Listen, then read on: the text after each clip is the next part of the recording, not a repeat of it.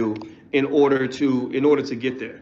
In order for me to make that transformation, one of the things I found was when I was teaching at Syracuse University, I remember that I did not know that even as a PhD, I was stuck with kind of a slave mentality. I was in a situation where my brain was not equipped for freedom. I was still a better fit for slavery. You know, and I had to acknowledge that, and I didn't know that because I thought, educated Negroes were doing well. I thought that I was one of those so-called successful black people, right? I did not know that I was such a fit for slavery until I had an honest conversation with myself. And let me tell you how I became a slave. I became a slave because I was trained to be one from birth. From the time I was little, I had a little bit of an inkling of kind of what it means to grow your money. My grandmother used to buy me these savings bonds. I talk about my grandmother all the time. She died right here in Atlanta. She's buried just a few miles from here, actually. And so every time I'm here, I always think about her, because she was that first person to introduce me to compound interest, which I didn't know at the time was going to be so significant, but it became very significant in my life. But outside of that, the whole conversation around money was pretty basic. It was, if you want to make money, you do what? You get a job. That's how you make money. And when you get the job, you have to know how to behave. Don't upset massa because he will cut your food supply. He will cut off your money, and then you'll be destitute. And then you'll realize that there are consequences for being black and outspoken or whatever it is, right? So I also kind of remember watching people that went to work every day and how they hated their jobs. So I kind of felt like, okay, so part of being an adult means that you have to go to this place that you don't enjoy, that you're going to come home and complain about every day.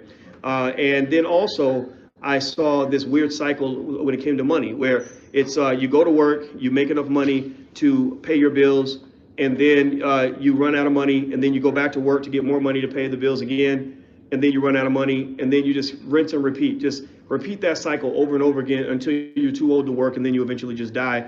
And then your children start over exactly where you started, right? There was rarely any conversation I heard anywhere about the pillars of wealth, about an equation to kind of emancipate yourself from all of this. I didn't know what that even looked like. I did not even know that even existed. I did not hear any conversations at all about stock market investing, not at all. When I started learning about stock market investing as a college student, it was all theory. It was all something white people did. Even then, even when the knowledge was presented to me, and I was a very good finance student, I had very good grades and all that stuff. Even when it was presented to me, it just wasn't really real. I knew I could do it. I understood it, but it was all theory. And that really sort of speaks to the power of habits. It's almost like when I was, I don't know if you guys know, I've lost a lot of weight maybe in the last year and a half, but it's not like I just figured out a year and a half ago that exercise would help me lose weight. I've always known that. I've always known that having Skittles and Twizzlers in your diet was probably not the best thing for a 40-year-old man, right? I've always known these things, right? This is not rocket science. This was not something like a revelation. It was something I always knew. And what I learned is that habits actually override intellect and knowledge and logic. How many of us most of the time spend our lives, every day we know what we're supposed to do, and then you see what you actually do or what you want to do or what feels good at the moment, right? That's probably about how, half the kids on this earth are born that way, right? You wasn't supposed to do it, but you did it anyway, right? Now you got child support, whatever it is, right? That's life. It's life. It's the power of habits. That's how it works. And so what I learned was that through my journey of sort of following one pathway I thought that would give me economic strength and freedom, which was through extensive amounts of education, going to school, getting more school. I didn't realize that my habit formation was built around extensive training on how to be a slave. And I thought that I was heading to a freedom when really I was going down a pathway of more extensive forms of slavery, more deeply entrenched slavery. Right? I was becoming more and more committed to the very system that we complain about on a daily basis. And this was not something that just happened overnight. It was something that happened from when I was 5 and went to kindergarten and elementary school, where they start teaching you that white people are the greatest thing in the world and that they've done everything significant, and that the greatest sign of success for a person of color in America, or a black person, is to get close to white folks and to get them to like you so they'll give you money for being well behaved, right? That's kind of what it is. I call it the good Negro behavior protocol. If you follow that, then there are rewards that come with that. Right? This goes back to slavery. It was what Dr. Claude Anderson in Powernomics refers to as meritorious manumission, where slaves were always rewarded for protecting their masters, entertaining their masters, etc. Oh, and also the biggest reward came for undermining any slave that was trying to defeat the system. Any slave that was trying to escape or form a rebellion, if you went and snitched on that slave, then they would take good care of you. There was some Negro that was so appreciated by his town in Virginia that when they had a revolt, he told the local law enforcement. They went and shut down the revolt, killed all the slaves that were about to do it, and they loved this Negro so much they put a statue of him up in the middle of town. And this statue was up until I think the 1960s and 1970s. That's how real it was, right? So ultimately, if you are black and you want white people to build you a statue, then you pretty much know what the formula is. It's very simple, very basic, right? So the question is, which formula do you want, right? Do we want the formula that's been given to us, that's been sort of established for the last 400 years? Or do we create a different formula? Do we want the old equation or a new equation, right? And so for me, as I sort of analyzing my own extensive slave training, everything that made me into what I was before I figured a few things out, I started saying, okay, I need a formula that's going to get me away from all of this shit. I need something that's going to be different. I need something that's going to break some rules. I need something that's going to probably upset a lot of my relatives because they were warning me against it. I mean, think about this. I mean, I was a black man with a good job. Like, you don't mess up a good job going off trying to do this independent black stuff. I mean, my goodness, who wants to be black, right? And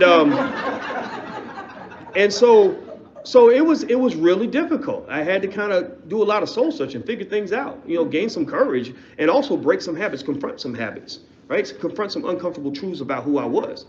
And I break all that down for you because I want you to understand that much of this process of going from what they call a wantrepreneur to an entrepreneur is a scenario where it's going to require you to do a lot of soul searching, and it's an emotional process as much as it is an intellectual and logical process. I mean, let's just be real. Let's keep it real. Look, everything you need to know to go start a great company and to build one and grow one is out there. You know where the knowledge and the information is. You know who the gurus are. You know which classes to go take. You know you can turn on the internet, and if you spend 10 hours a day doing nothing but studying business and reading about investing, you could be really good at all of that very, very quickly, right? Just the same way I always knew that if I got off my fat ass and went running every day, I was going to lose weight. If I put down the Skittles and picked up some vegetables, it was going to make a difference in my body. But remember, there's a reason why I did not do that, even though I knew what I was supposed to do, what I needed to do, what I wanted to do. I wanted this for myself, but at the same time, I wanted something else, that was related to habit formation and instant gratification. It's always comfortable to stick with what you know. I mean, that's why we all stay in bad relationships. If you haven't done it before, then you are human. All of us have done that. Been in a bad relationship and stayed in it because it was comfortable and familiar. Some of y'all are in relationships like that right now. I apologize to the person who will be your ex within the next few weeks after you hear this conversation. So how do we do that? How do you break away from this abusive marriage with white supremacy that you have?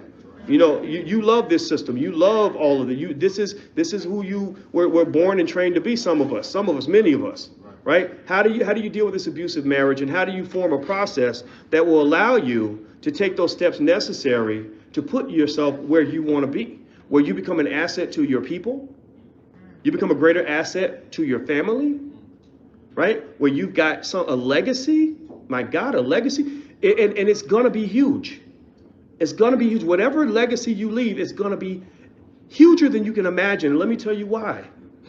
My grandmother, rest her soul, who's buried 5 miles away from here, I mean, she's in heaven, and I hope that she can watch. I hope she's got Wi-Fi in heaven or something with big screen TVs, because they tell us all these great things that happen when you die, right? So I hope that she can see how significant her legacy is when I'm speaking to all of you and I'm speaking with her voice, the voice she gave me in the 1970s and 80s when she was buying me those financial toys and educational gifts for Christmas instead of just buying me the same old okey doke stuff, right?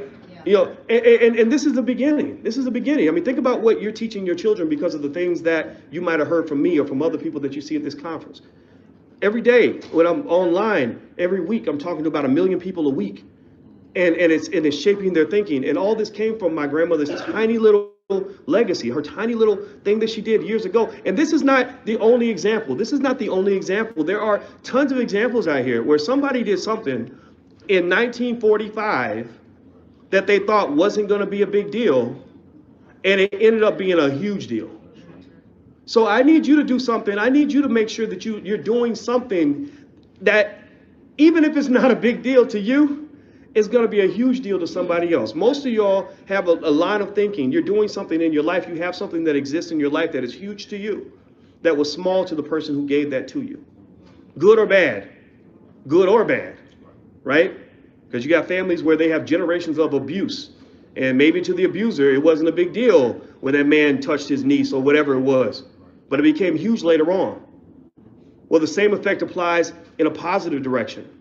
Little things you do, little things you put in position, that little life insurance policy that you get, whatever it is, that little business that you start, those little concepts and ideas that you teach in your household, that decision to take your child out of public school and homeschool your child or send them to an African center school. Those little decisions you make are going to have a huge impact. So never underestimate the power of you and what you are and what you're doing right now. The best way to control the future is when you prepare for it, when the future is when you're still in the past. Or the best way to control the present is when you have prepared for the present, back when the present used to be the future. The people that control 2018 are the people who were planning for it in 1988. Just go look at gentrification. Look at gentrification. I mean, do you think that they just started preparing gentrification plans last Tuesday? No, they were talking about this in the 70s, in the 80s. They said by 2018, we're going to have billions of dollars in extra wealth, right? So planning ahead is the key to everything. It's the key to everything. So let me give you some specific information that's going to help you in that transformation. Some things that I learned, things I figured out along the way. I'm going to start with mainly the 3 pillars, the 3 pillars of wealth. The 3 pillars of wealth that you want to understand are stock and bond investing, real estate, and entrepreneurship. Each of those 3 areas is very basic, 3 very basic ideas, but each of them goes extremely deep. Each of them can go extremely deep. So when we teach our children in the Black Millionaires of Tomorrow program, in the Black Business School, what we tell our kids is the same thing we would tell any adult, because these kids are going to be adults one day. We tell them to keep your poise. Poise is P-O-I-S-E, P-O-I-S-E. P-O-I-S-E stands for producer, owner, investor, saver, entrepreneur. Producer, owner, investor, saver, entrepreneur. What does that mean? Why do we tell them that? Why do we remind them of that? Well, because you see, capitalism in America is what you would call a horse and jockey type of race. And everybody's in the race.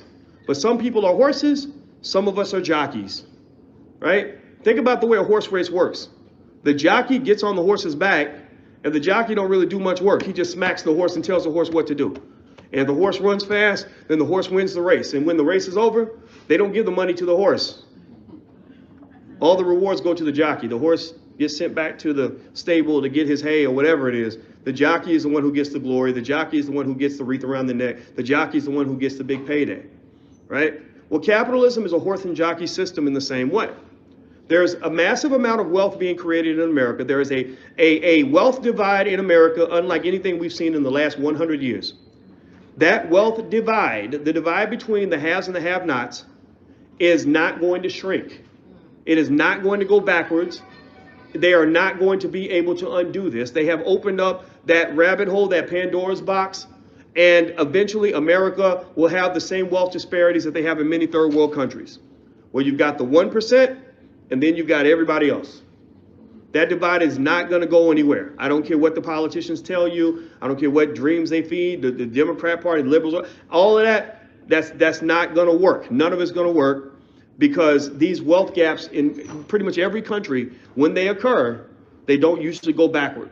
The only way they might go backward is if there's complete revolution and the whole society just descends into chaos, at which point you should just go buy a bunch of guns, learn to grow your own food, and build a bomb shelter or something, because it's a whole different game at that point, right? But truth be told, these gaps do not shrink. And the way these gaps work is in that horse and jockey context.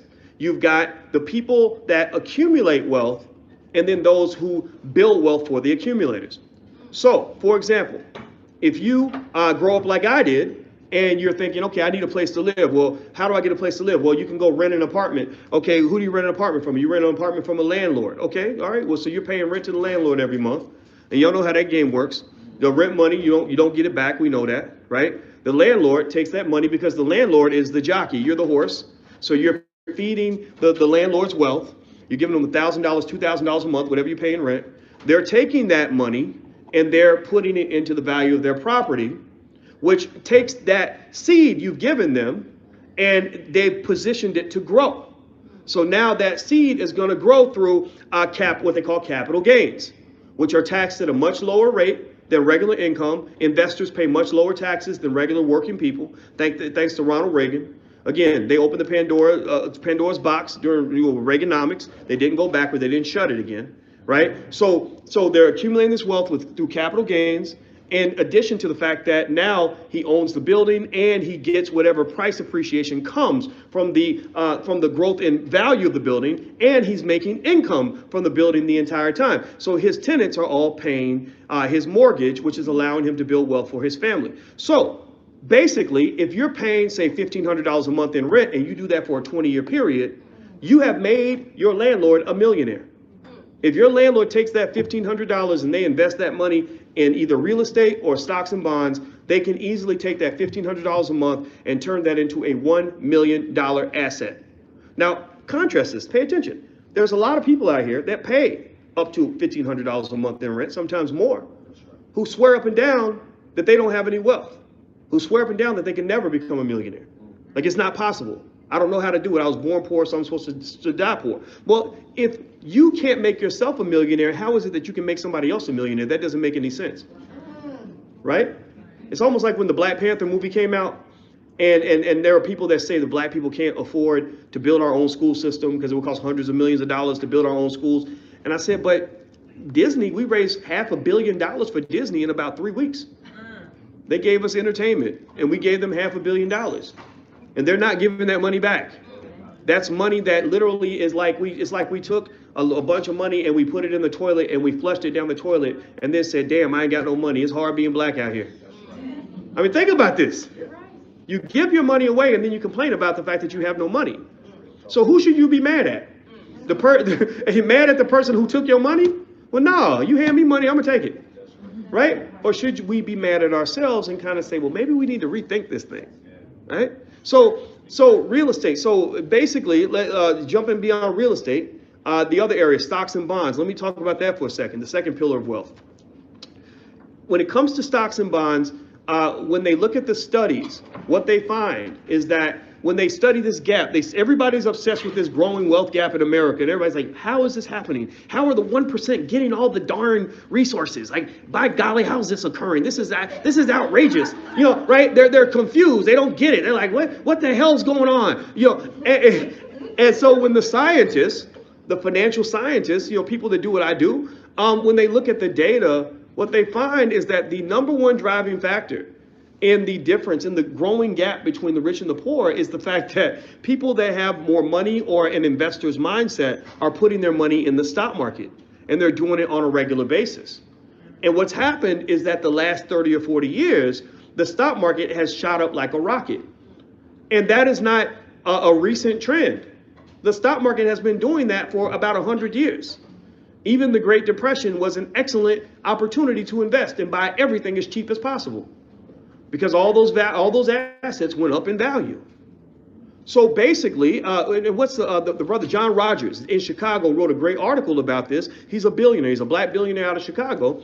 He said that when the 2007 stock market crash hit and many black folks got scared and took their money out, he said we probably gave away $2 or $3 trillion in wealth that would have been accumulated if we'd been taught to wait out the storm.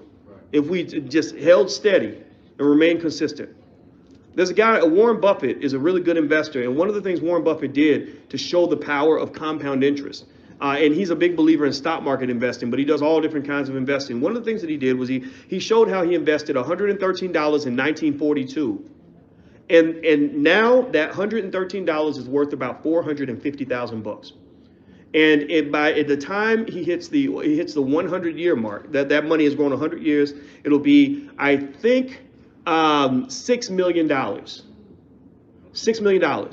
Just wealth out of nowhere. So think about this again. Remember I told you how little things turn to big things? So imagine if you are black and you live in 1942 and you don't have much to leave your children or grandchildren because you're thinking, I ain't got much money, I ain't got much education, I ain't got much of nothing. But let's say somebody convinces you to to gather as a family $113, which wouldn't, back then, it wouldn't buy you a car or anything. It might buy you a raggedy used car, but not a good car, right? So it's not as if we couldn't do that, right? So you gathered $113, you put it in the stock market, 100 years later, that's $6 million for your great-grandchildren, right? That's huge. That's a game changer for them. I mean, how many of you would have a life that changed tomorrow if you had somebody that left you $6 million? Even if you had to split it with your cousins.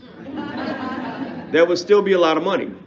Right? So again, the little things turn into the big things. So I want you to always ask yourself, maybe I can't do the big things, but what are the little things I can do? There's a brother that was in my class the other day that was we were talking, we meet a couple times a week, and he was talking about this a beautiful plan he has to transform the entire black community and build a school system and make it extremely profitable and reinvest the funds and do all these amazing things and just flip the whole black community on its head. And I said, that's amazing, man. I hope you do it. I'm so excited for this plan. This is awesome, but I need you to just do the little stuff first.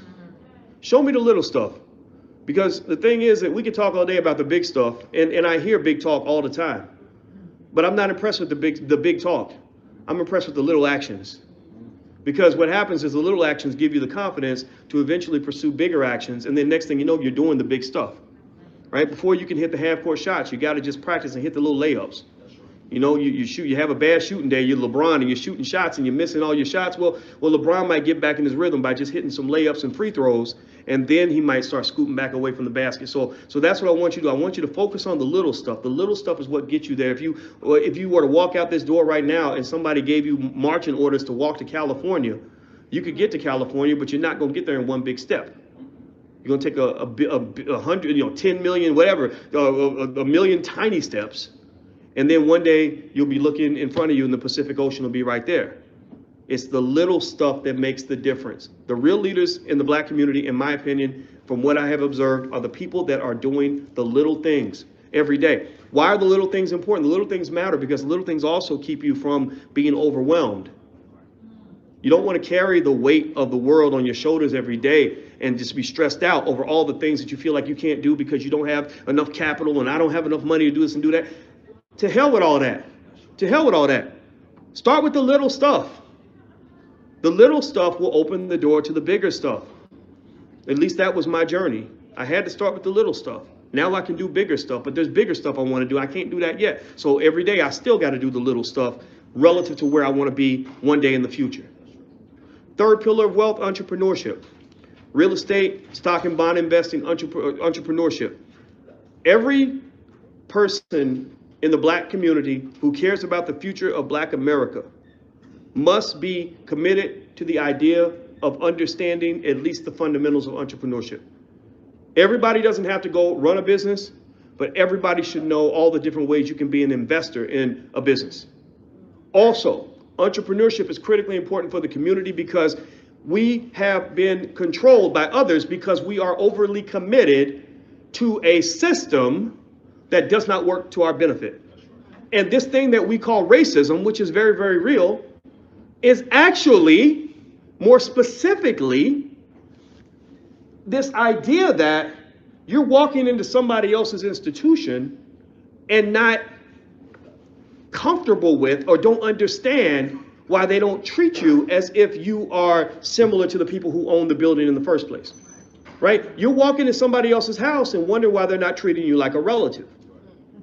Now, again, we built America. We know this. We know that we own a percentage of this country. We should fight for reparations. I believe in all of that. I support all of that. But again, I also believe white people ain't never going to stop being white. I don't believe that they're ever going to willing to give up the 13, 14 trillion dollars that they really owe us. I don't believe that. I just don't. So when I started thinking about racism, and I would think about, I would get tempted to get in these depressing internal dialogues about how hard it is to be a black man, and just how everything's stacked against you, and how white folks will only let you go so far. And I started really thinking about it, and I said, I'm trying to solve this problem within the box of white supremacy. If I try to solve white supremacy within the box of white supremacy, then I'll never come up with an adequate solution. The only solution I can come up with is lay down and be still and be quiet and make sure you're well behaved so that you can survive this system. But then I realized, wait a minute, you can actually walk out the door, and systems are designed, systems are built. This system that you're in was built by somebody. And so why don't we as a community commit to training millions of our children on how to develop and build systems? In this room, the people in this room, if we were all adequately trained on developing systems and organizations and corporations, we could develop a system that sustains and employs and feeds and takes care of every single person in here. We would not have to walk outside this room to get what we needed if we understood the basics of how to develop a system. How do you develop an organizational structure? How do you fill out the paperwork necessary to file for, to become an LLC? How do you hold meetings, and how do you structure your employee handbooks and all that stuff? Why are our children not learning this at an early age? I mean, think about this. What is it? I don't understand this. There's I think about 18,000 hours of life that a child lives between the age of 6 and 18. They spend 18,000 hours, I think, or actually they spend about 18,000 hours in school or something ridiculous like that. Why is it not in those 18,000 hours, there's not at least 200 or 300 of those hours spent training our children on how to prepare for the future, how to develop systems so they can escape white supremacy? You see, so ultimately, when you look at an obstacle like that, an obstacle like racism, I mean, you could fight through it, you could overcome it, or you can get the fuck away from it, excuse my French. You just leave. Just leave. I mean, look throughout history. Look at people in the past who have been oppressed. There are people that have had to just get up and fight and die and bleed and everything else, and that's powerful. That's extraordinary. That's incredibly brave. But then there are some people who just said, let's just pack up our stuff and go. The Mormons. I'll give you an example. The Mormons. These are some impressive white people. They were out east, and they were being mistreated. They were being oppressed because they were Mormons. And so there was this guy, the leader, Brigham Young, who gathered about 250 families and said, let's just go west. Let's just pack our covered wagons and go west to the Great Salt Lake.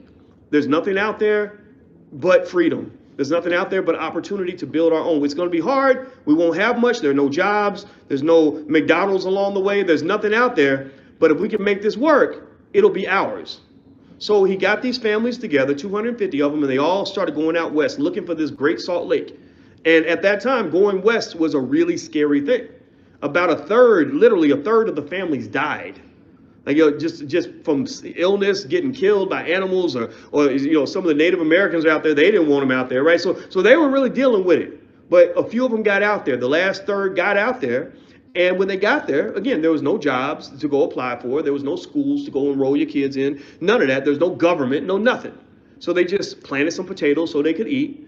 And then they said, well, we need a bank. So they would set up a bank. It'd be like a little damn near cardboard box or whatever, but they set up a little bank and they put a sign that said, write the word bank on it, and that's the bank, right? And then somebody would become the dentist, and the guy that's the dentist is maybe a guy who knows how to put on horseshoes, so he knows how to hammer a horse's foot, so he's like, well, I can do teeth too, right? It was real sloppy. It was really ghetto in terms of how they set it up, but there was just sort of this idea that's like, well, this is ours. It's going to be what we make it into, and we're going to make it into something great, but it's going to take time. So let's start with the little things, and the little things can become the big things.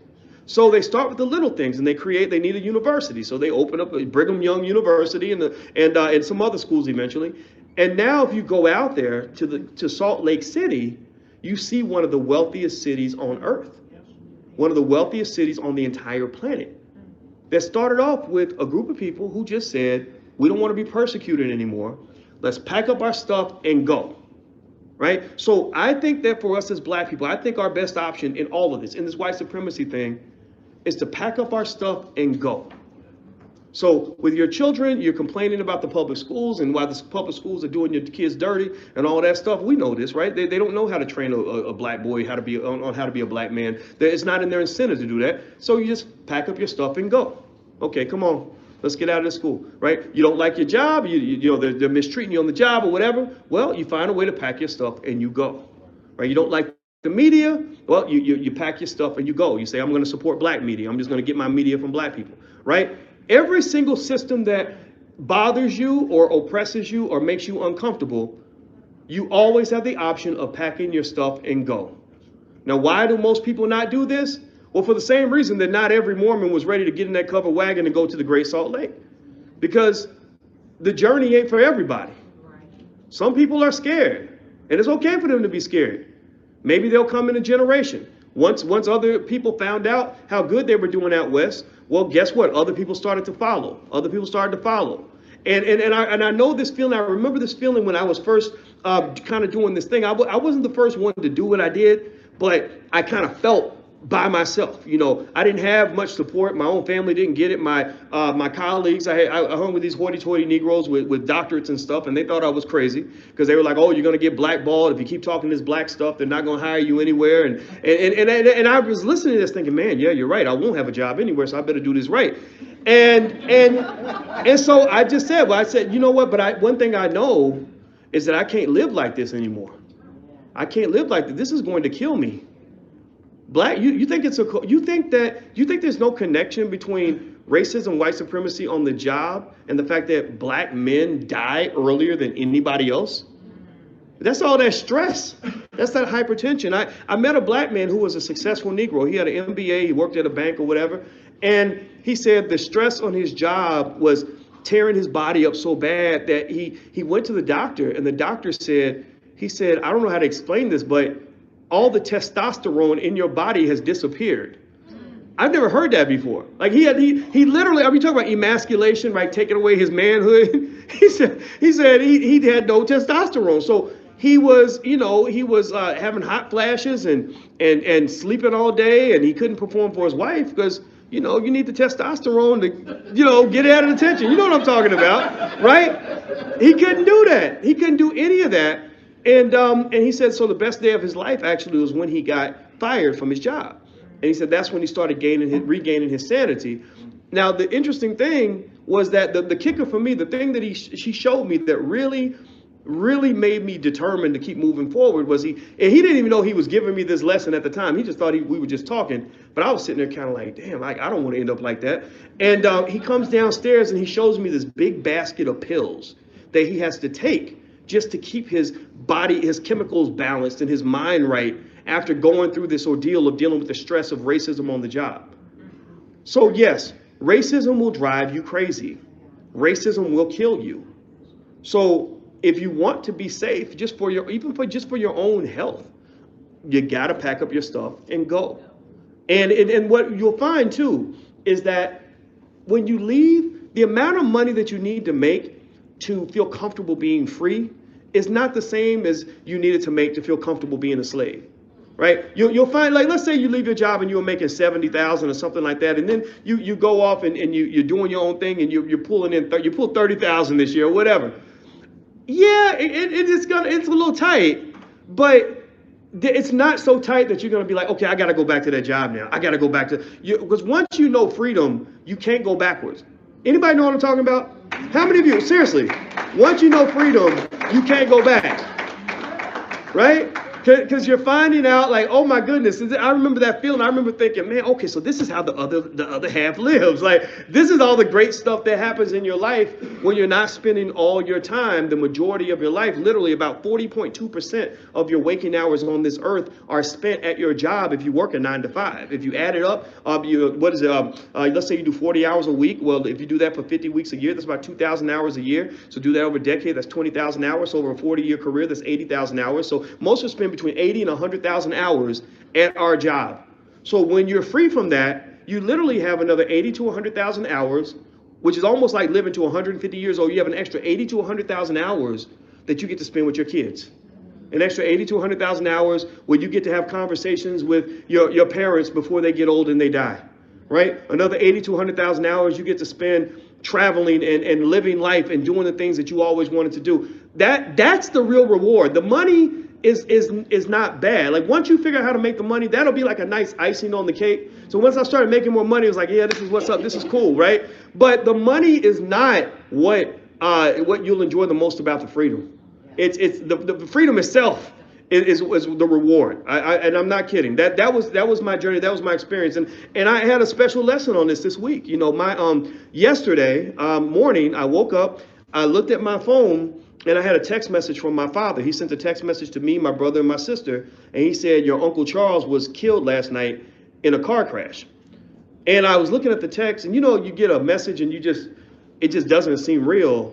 And I was like, am I really reading this? Like, I'm just staring at like this doesn't even seem real. And my Uncle Charles, and you know, we were very much alike. He was my one relative.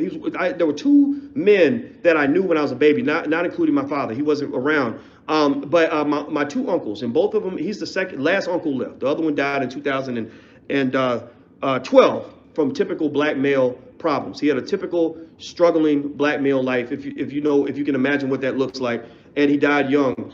And then this was my last one. So, and he was the most like me. So watching him die was like watching myself die. You know, I don't know if anybody's had that experience when somebody just like you dies in a car crash. So you can imagine how that feels and imagine how they would feel if they knew that was going to happen to them. And I started really thinking about it, you know, and it bothered me because, you know, I said, man, death is such a horrible, inconvenient thing in the sense that it doesn't really care, you know, what you got planned for next week. You know, it doesn't care how many more years you thought you was going to have. You know, it doesn't care like what you're going to do that day. You know, like that day was his 41st wedding anniversary. And he had just talked to his wife, my Aunt Janice, about what they were going to do that night. And so 3 hours go by. He isn't home. It takes him 20 minutes to get home from work. So, of course, she's worried about the worst and finds out the worst. And then on top of that, you know, that same day, my grandmother, I told you, was buried here in Atlanta. You know, it was her birthday. So we were already feeling some kind of way because it's grandma's birthday. And then on top of that, it's his anniversary. And then a week later, his wife's birthday is 1 week after that, and his sister's birthday is on the same day. So it was this crazy, you know, just sort of tornado of thoughts that kind of came through when I was just sort of thinking, like, this is unbelievable, and it's so unfair, and it's so sad, sick, and ridiculous. You know, life plays these cruel jokes on you where you really think you're in control of things, and you find out that you're not. And I thought about conversations I had with him through the years. And I remember us having a conversation one day at Applebee's, and we were just sitting there talking, and we were talking about, you know, financial stuff, you know, and he was talking about his credit, how his credit score hadn't been what he wanted it to be, and how he'd had some financial setbacks, and he was talking about how he was going to try to fix those things, and I was like, well, you know, you're old, you know, and he said, yeah, but it's hard to start all over when you're almost 50 years old. And I said, yeah, but you know, you don't know how much time you have, and whatever time you have, that's all you got. And it'd be nice if you were 20, but you're not. So you can't just let things go just because you're 50 and not 25. Like, what does that mean? What does that, you do the best you can with what you got and where you at. That's what you do. Wherever you at, you just start where you're at and you do the best you can with what you got right now. And he was on board with that. It wasn't like we were having an argument about it. It was just, I remember having that opinion, like, it's okay. You know, it's going to be fine. Just move forward. Take good steps. Do the little things. Do the right things. So here it is, you know, 12, 13 years later. I doubt if he knew he was going to die like this, so inconveniently. But that same week, he had achieved that goal of improving his credit score.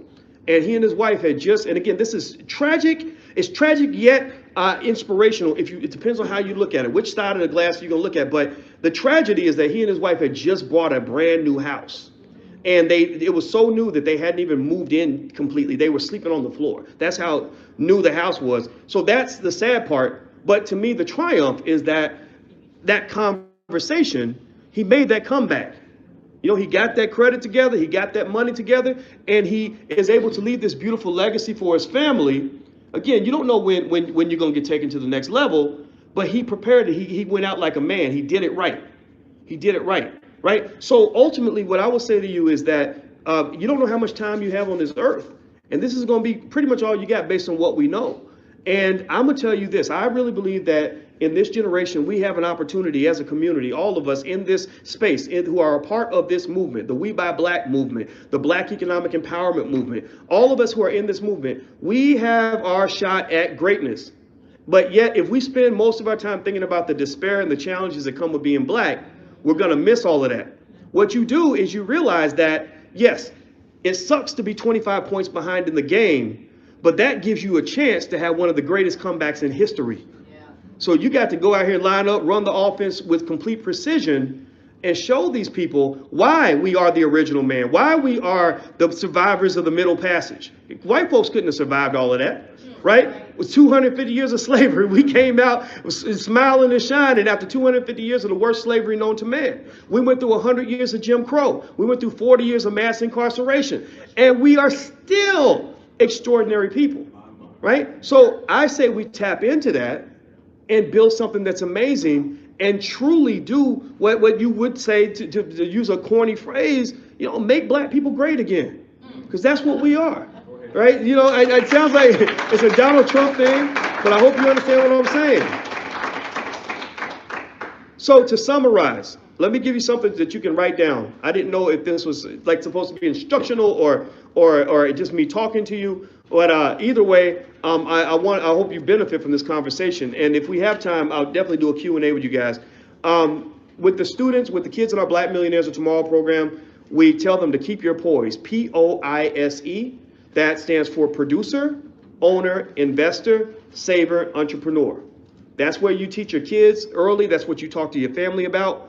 Because on the other side of poise are the horses, right? If you keep your poise, you get to be the jockey. But you lose your poise, you become the horse, right? On the other side of the producer is the consumer. On the other side of the owner is the renter, right?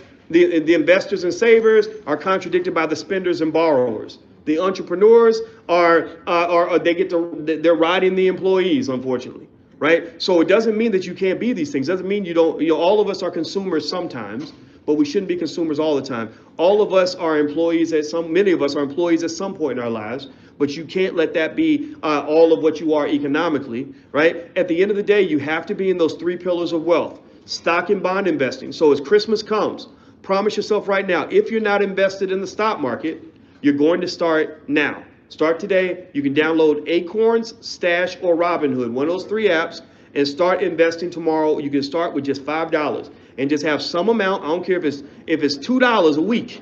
Or have some amount that's automatically deposited into your stock portfolio so you can begin that process.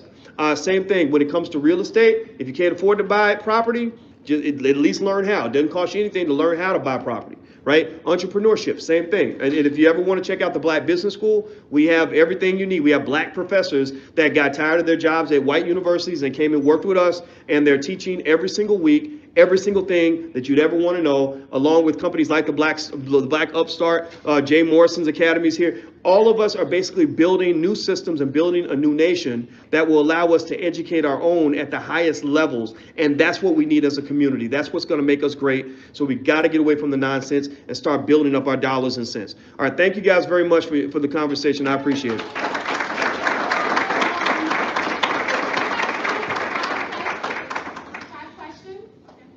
Yes, sir. Good morning, Dr. Watkins. Good morning. First of all, I have a statement and I have a question. First and foremost, my name is Cleon Peoples. I came down from Washington, D.C. I was 50-50 as far as attending this conference. But when I saw your name on it,